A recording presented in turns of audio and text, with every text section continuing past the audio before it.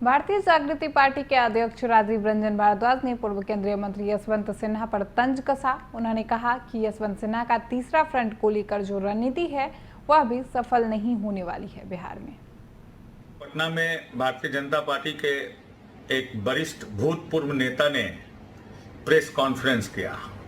उस press conference में वो लोग मौजूद थे जो कहीं न कहीं से राजनीति में अपने कारणों से और इतनी सेवा की है कि जनता ने उनको हाशिए पे ला करके खड़ा कर दिया। उसमें से कुछ प्रमुख नाम हैं पूर्व सांसद अरुण कुमार जी,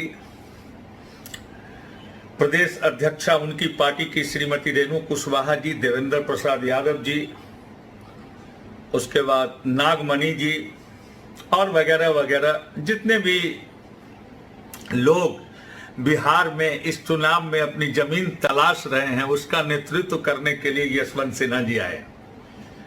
भारतीय जनता पार्टी के एक नेता का स्टेटमेंट मैंने सुना, उसमें उन्होंने कहा है कि ये फूके हुए कारतूस को लेकर के यशवंत सिन्हा जी कौन से बंदूक में भरेंगे, क्योंकि बंदूक के बैरल पर तो लेवल अलग अलग चपका हुआ है। बड़ी हंसी आई, लेकिन बात तो अच्छा कहा है।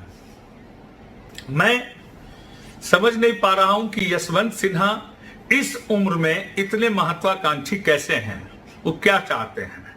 यशवंत सिन्हा 32 साल तक आईएएस रहे। आईएएस की नौकरी करने के बाद अच्छा या बुरा क्या सेवा उन्होंने देश को दी, ये तो उनके कार्यकाल में सेवावधि में जो लोग उनको देखे होंगे वही लोग बता सकते हैं। हम लोगों को तो ऐसा सौभाग्य मिला नहीं। हजारीबाग से 2 बार सांसद हुए, 1-2 बार मंत्री भी हुए। अब उनके पुत्र भी पिछली बार भारतीय जनता पार्टी के टिकट पर चुनाव जीते, 2014 में सिविल एविएशन मिनिस्टर बने, अभी भी वही सांसद हैं। एक परिवार, जिस परिवार में पिता और पुत्र एक ही पार्टी में रहे हों और इन्होंने 2014 से पूरी शक्ति यशवंत सिन्हा जी ने मोदी जी के विरुद्ध लगा रखी है। जब भी कोई मौका मिला है फायर करने का तो यशवंत सिन्हा जी उसमें पीछे नहीं हटे हैं।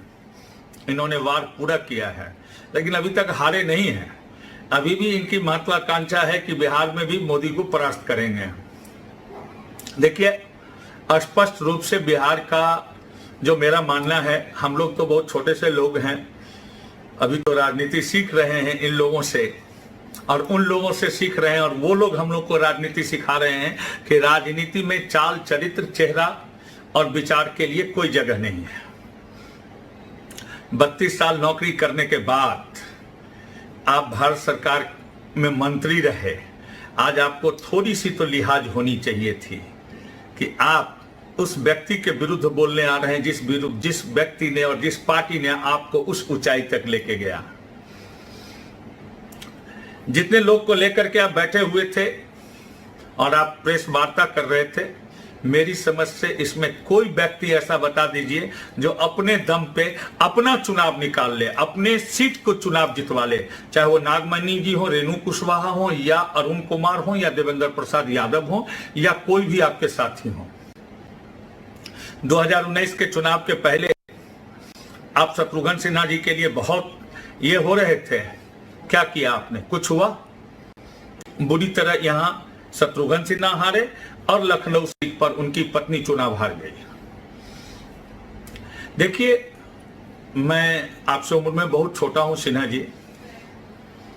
राजनीति देश की कुछ अलग मिजाज में चल रही है, जहां पर आपके जैसे नकारात्मक सोच वाले लोगों की कोई जगह नहीं है। अगर वो बीजेपी के नेता ने कहा है कि फूका हुआ कारतूस को किस बैरल में डालिएगा, क्योंकि लेवल अलग अलग है, तो ये वो लोग हैं, उसमें आप भी एक ऐसे लोग हैं जिन्होंने सत्ता को अपना श्रृंगार के रूप में सजाया है।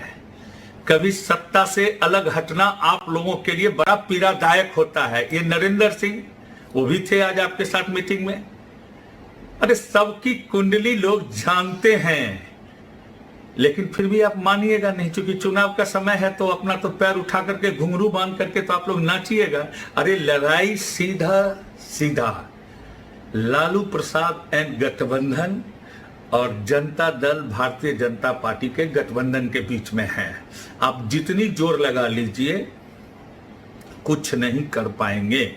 तीसरा मोर्चा आपका अपना वजूद नहीं बचा पाएगा।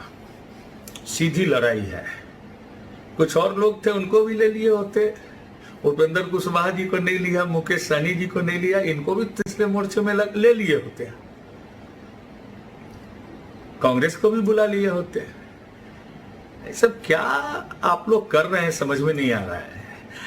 आदमी अपने बूढ़े बुजुर्ग और अभिभावकों से कुछ सीखता है, हम लोगों को यही सब सिखाइएगा। ये सब को तो जनता ने रिजेक्ट कर दिया। ये सब तो अब राजनीति में इन लोगों का सेवानिवृत्ति हो चुका है। ये अरुण कुमार कहां कहां नहीं घूम आए हैं, फिर 2014 में सांसद बन गए, फिर इतना तेजी से इनका ग्राफ बढ़ा कि 2019 में इनका भी कारतूस फुस हो गया। ठीक है, तो आप जिसके विरुद्ध बिगुल बजाने आए हैं वो भाई तो कहा कि आप लेवल लगा हुआ है अलग अलग कंपनी का। मैं तो कहता हूं कि बिना लेवल का ही ये सारे लोग हैं। ठीक है, जहां आपकी कारतूस ही नहीं भरी जाएगी तो ये आवाज कहां से करेगा। लड़ाई सीधा सीधी नीतीश कुमार और लालू प्रसाद यादव, भारतीय जनता पार्टी और कांग्रेस।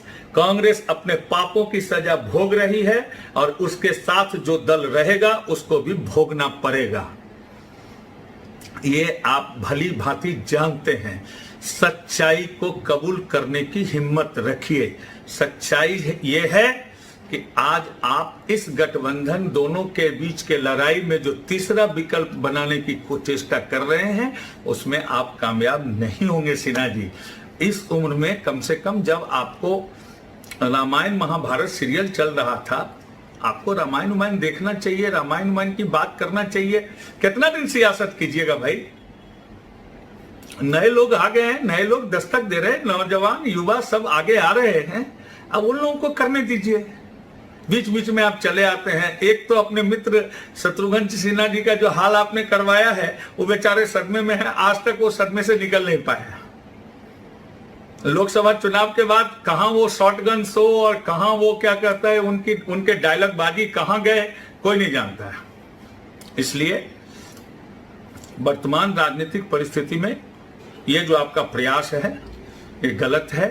जनता डिसाइड कर चुकी है किसके साथ जाएगी। लड़ाई उन दोनों के बीच में है।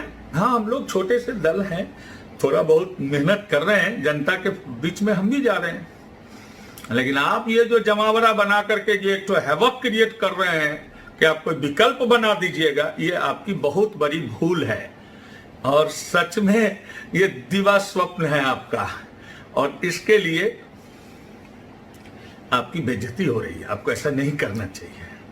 ठीक है, वैसे आप ज्यादा समझदार हैं, इस उम्र के इस पड़ाव पे भी आप राजनीति में इतनी रुचि रख रहे हैं किसी को मात देने के लिए, तो ये साहस है। लेकिन वो साहस भी किस काम का जिसका कोई वजूद ही ना हो।